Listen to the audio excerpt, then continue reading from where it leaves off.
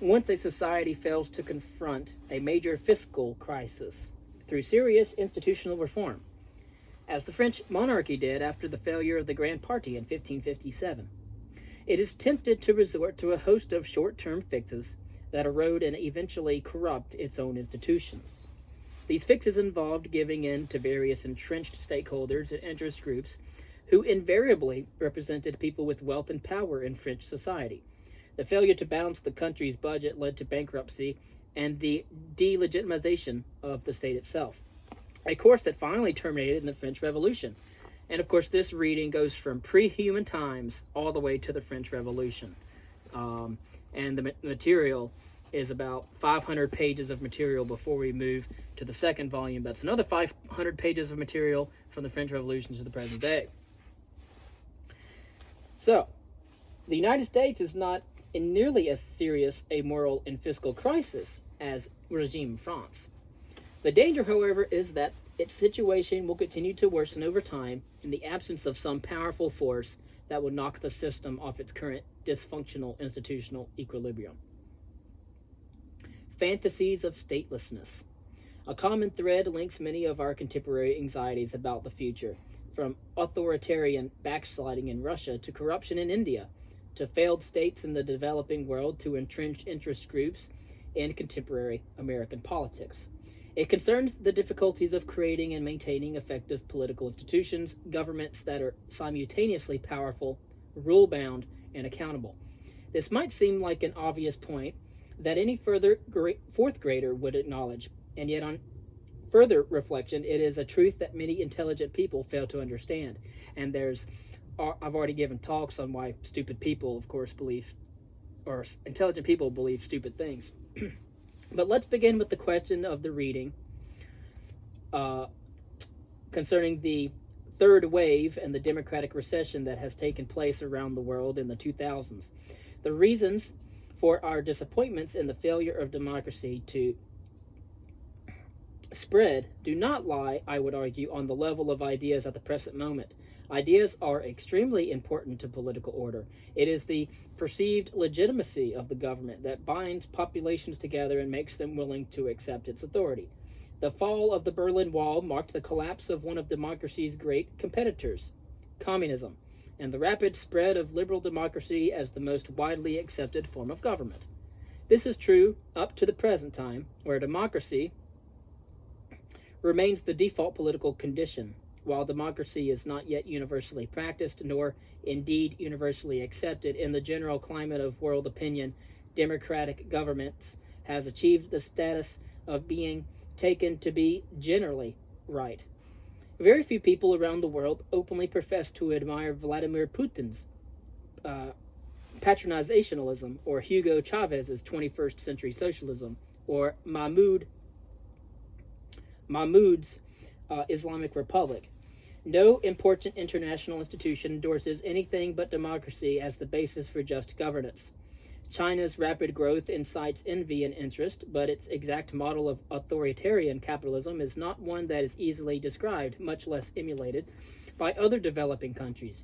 Such is the prestige of modern liberal democracy that today's would-be authoritarians all have to stage elections and manipulate the media from behind the scenes in order to legitimate themselves. Not only has totalitarianism virtually disappeared from the world, authoritarians pay a compliment to democracy by pretending to be Democrats. Democracy's failure, then, lies less in concept than in execution. Most people around the world would strongly prefer to live in a society in which their government was accountable and effective, where it delivered the sorts of services demanded by its citizens in a timely and cost-effective way. But few governments are actually able to do both, because institutions are weak, institutions are corrupt, lacking capacity, or, sometimes in some cases, absent altogether. The passion of protesters and democracy advocates around the world, from South Africa to Korea to Romania to Ukraine, might be sufficient to bring about regime change from authoritarian to democratic government, but the latter will not succeed without a long, costly, laborious, and difficult process of institution building. There is, in fact, a curious blindness to the importance of political institutions that has affected many people over the years. People who dream about a world in which We will somehow transcend politics, a world of utopia. This particular fantasy is not the special province of either the left or the right. Both have had their versions of it. The father of communism, Karl Marx, famously predicted the withering away of the state once the proletarian revolution had achieved power and abolished private property. Left-wing revolutionaries from the 19th century, anarchists, thought it sufficient to destroy old power structures without giving serious thought to what would take their place. This tradition continues up through the present day with the suggestion by anti-globalization authors like Michael Hart and Antonio Negri that economic injustice would be abolished by undermining the sovereignty of states and replacing it with a networked multitude. Real-world communist regimes, of course, did exactly the opposite of what Marx predicted, building large and tyrannical state structures to force people to act collectively when they failed to do so spontaneously. This in turn led a generation of democracy activists in Eastern Europe to envision their own form of statelessness, where a mobilized civil society would take the place of traditional political parties and centralized governments. These activists were subsequently disillusioned by the realization that their societies could not be governed without institutions, and when they encountered the messy compromises required to build them. In the decades since the fall of communism, Eastern Europe is democratic, but it is not thereby necessarily happy with its politics or politicians. The fantasy of statelessness most prevalent on the right is that the market economy will somehow make government unnecessary and irrelevant. During the dot-com boom of the 1990s, many enthusiasts argued along the lines of the former Citibank CEO Walter Wriston that the world was experiencing a twilight of sovereignty in which the political powers traditionally exercised by states were being undermined by new information technologies that were making borders impossible to police and rules very difficult to enforce. The rise of the internet led activists like John Perry Barlow of the Electronic Frontier Foundation to issue a Declaration of Independence of Cyberspace, where governments of the industrialized world were told, "You are not welcome among us, you have no sovereignty where we gather." A global capitalist economy would replace the sovereignty of democratic governments with the sovereignty of the market. If a legislature voted for excessive regulation or restricted trade, it would be punished by the bond market and forced to adopt policies deemed rational by global capital markets. Fantasies of a stateless world have always found a sympathetic audience in the United States, where hostility to the state is a staple of American political culture. Libertarians of various stripes have suggested not just rolling back an overgrown welfare state, but also abolishing more basic institutions like the Federal Reserve Board and the Food and Drug Administration. It is quite legitimate to argue that modern governments have grown excessively large, and that they thereby limit economic growth and individual freedom. People are right to complain about unresponsive bureaucracy, corrupt politicians, and the unprincipled nature of politics, but in the developed world, we take the existence of government so much for granted that we sometimes forget how important it is and how difficult it was to create and what the world would look like without certain basic political institutions. And so therefore, going back to what we were saying earlier, that we take institutions for granted, but in fact have no idea where they come from.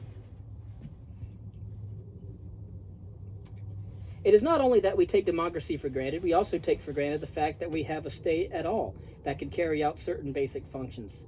Fairfax County, Virginia, a suburb of Washington, D.C., where Thomas Jefferson lived for many years, is one of the richest counties, actually, Fairfax County. It's one of the richest counties in the United States.